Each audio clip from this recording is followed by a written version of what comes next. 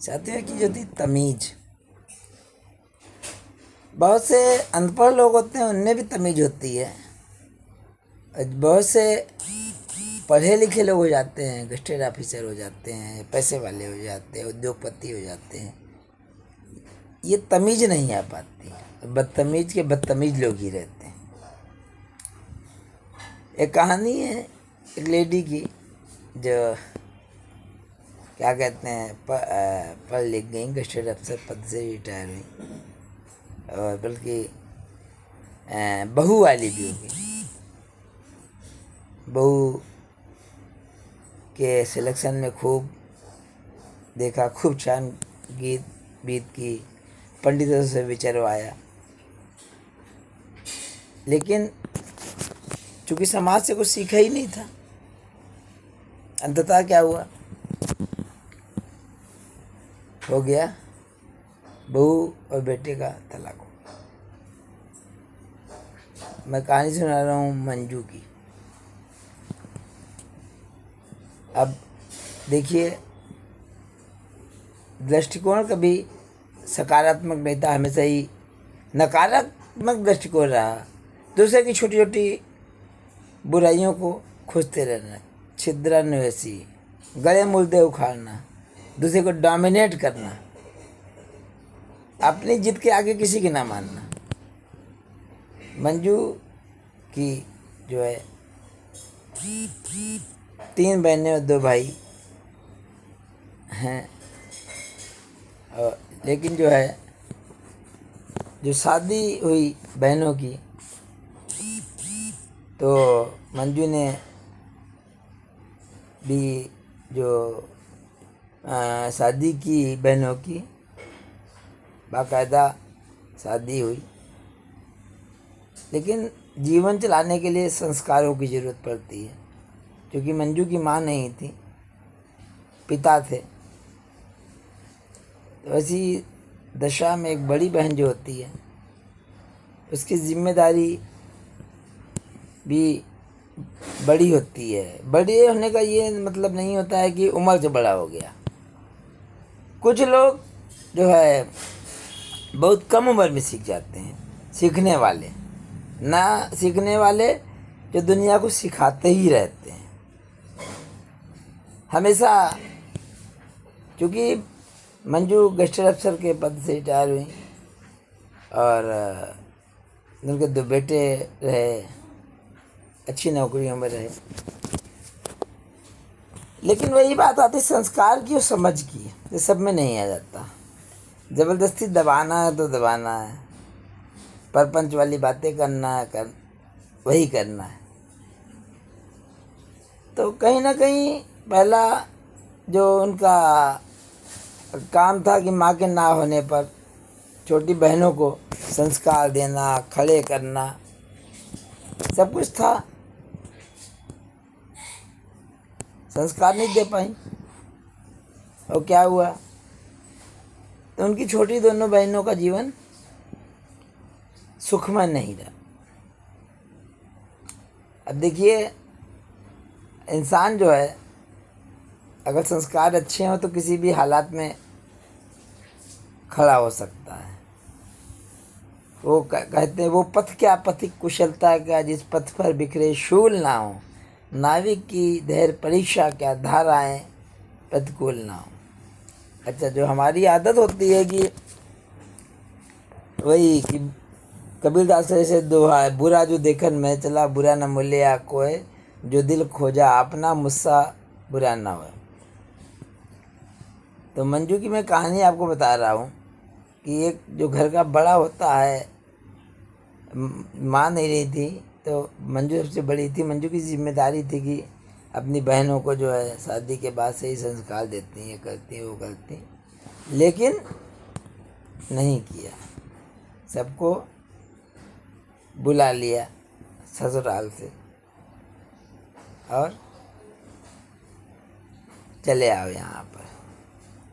कहीं ना कहीं आदमी संघर्ष करता है और जीने का रास्ता देखा, और उसके बाद भी जब बहनों की शादी जो है नहीं हो पाई, अपने परिवार में खुश नहीं रह पाई और उसके बजाय सॉल्यूशन करने के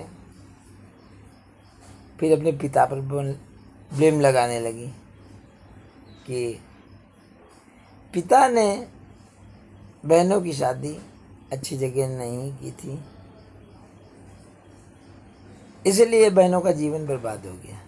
वैसे ही जैसे ही राजनीतिक पार्टियां जो हैं एक दूसरे पर आरोप लगाती हैं, वैसे ही मंजू भी हमेशा पिता पर आरोप, पिता पर आरोप, पिता ने ये नहीं किया, पिता ने वो नहीं किया, ये किया वो किया, और खुद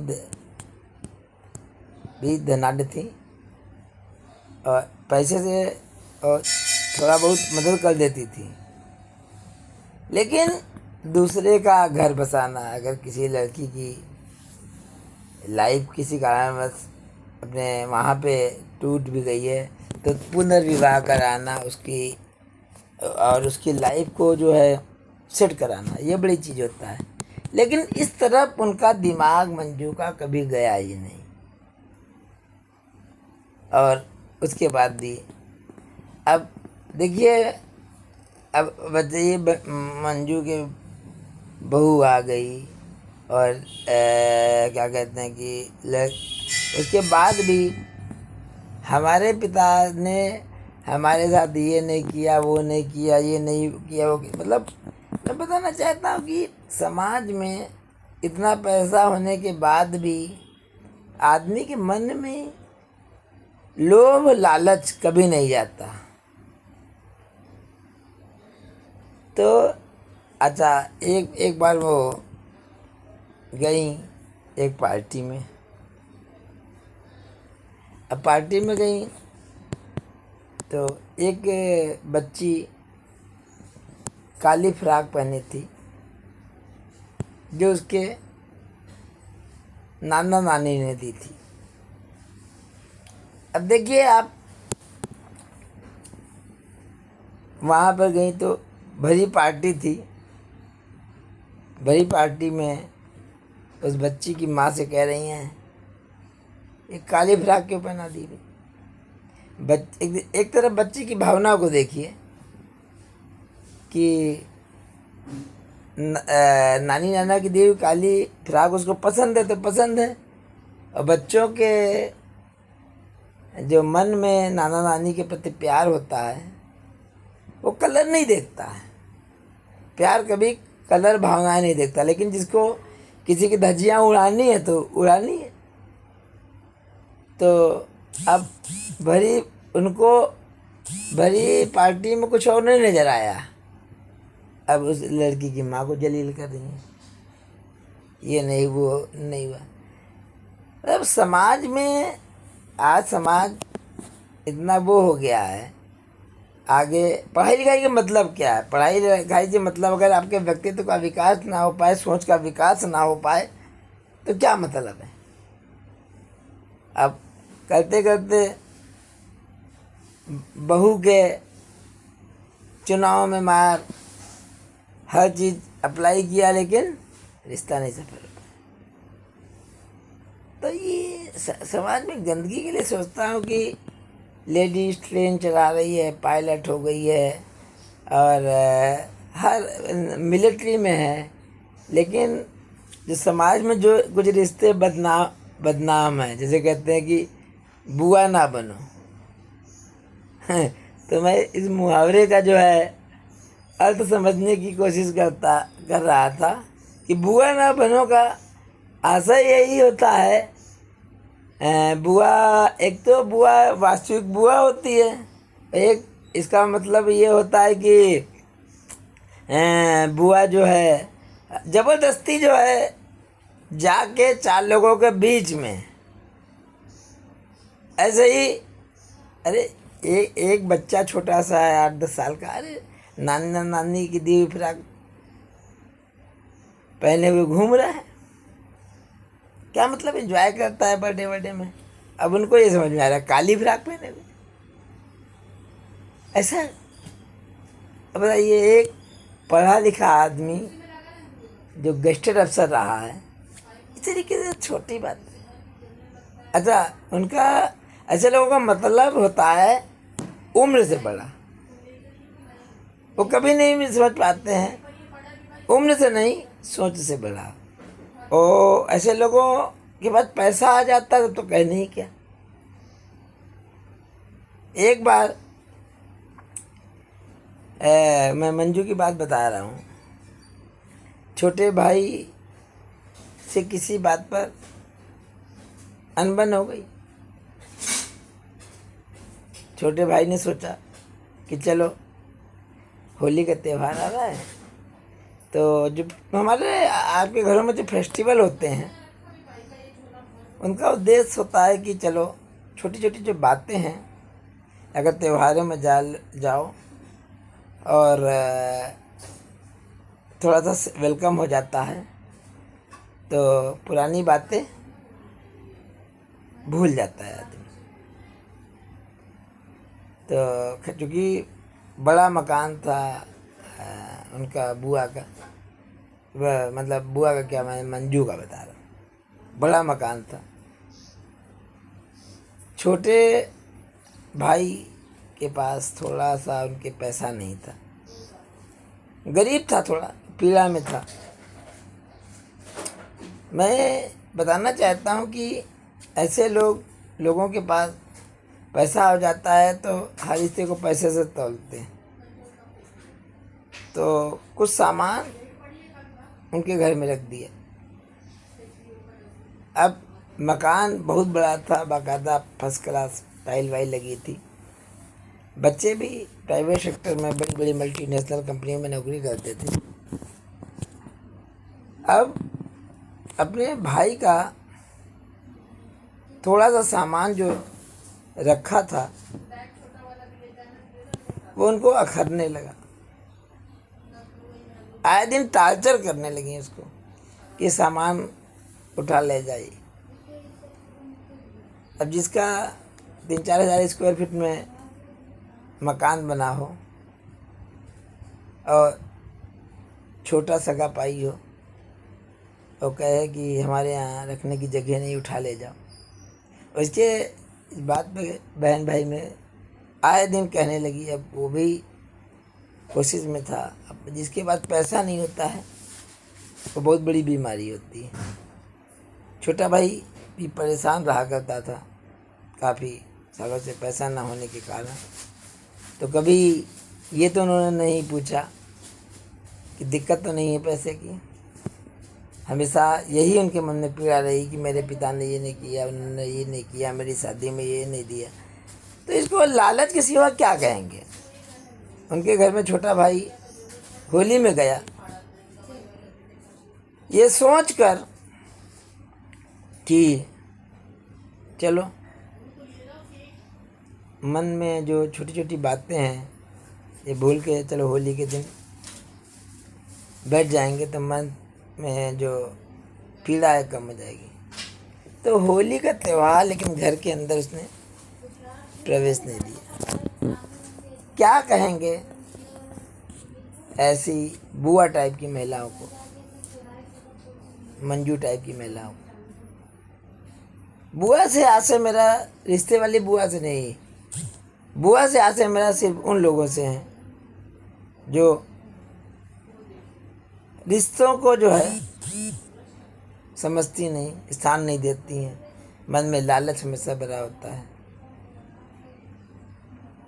दिखाती ज़्यादा है।